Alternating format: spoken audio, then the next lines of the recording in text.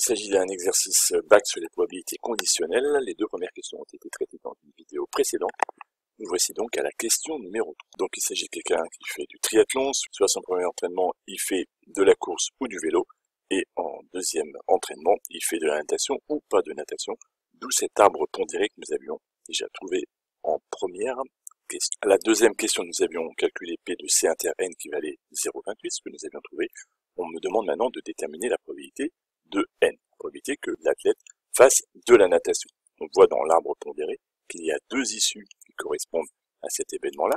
Le premier issue qui est d'abord fait de la course puis de la natation, et une deuxième issue qui est d'abord fait du vélo puis de la natation. Comme C et V pour le premier entraînement forment une partition de mon univers, c'est-à-dire que le joueur fait soit de la course, soit du vélo, il ne peut pas faire les deux en même temps et il fait que l'un ou que l'autre, il n'y a pas d'autre possibilité, alors on peut utiliser la formule des probabilités totales. Donc si vous en êtes capable, il est quand même bien vu de justifier l'égalité qui va arriver par son nom, la formule des probabilités totales, et son existence par le fait qu'il y a une partition de l'univers avec C et V, et cette relation me dit que P indice N, la probabilité de faire de la natation, c'est la probabilité de faire et de la natation et de la course à pied, plus P de N inter V.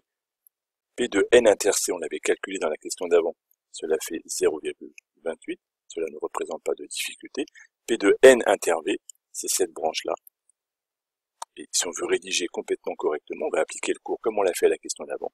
P de N inter V, c'est la probabilité que le joueur ait fait du vélo, multipliée par la probabilité, sachant qu'il ait fait du vélo, qu'il ait fait de la natation. P de V fois P de N sachant V. Et en remplaçant, on en arrive à 0,3 fois 0,8 pour ce deuxième calcul, ce qui va faire 0,24. Et 0,24 plus 0,28 est égal à 0,50. J'attire votre attention. L'énoncé nous donnait P de N est égal à 0,52. Donc finalement, trouver 0,52 à la fin n'est pas un exploit, puisqu'on me l'a donné dans mon énoncé. Ce qui fait une différence, et une gradation dans les différentes copies, c'est la manière dont vous allez y arriver. Et si vous vous contentez de ne marquer que cette dernière multiplication en vous appuyant sur l'arbre sans justifier, eh bien c'est forcément faible. Dites-vous bien qu'un élève un peu perdu qui voudrait tâtonner va peut-être comprendre en bidouillant que quelles sont les opérations qui vont m'amener à 0,52. Il pourrait trouver en faisant de la patouille, pourquoi pas, que P de N est égal à 0,52 en laissant apparaître que la dernière ligne. Si vous avez rédigé un ensemble de choses comme ceci, on a clairement face à nous un élève qui connaît son vocabulaire, connaît son cours, est capable de le rédiger correctement et dont le résultat donné dans l'énoncé n'est qu'une confirmation pour lui permettre de continuer sereinement son exercice. Une dernière vidéo traite de la quatrième question.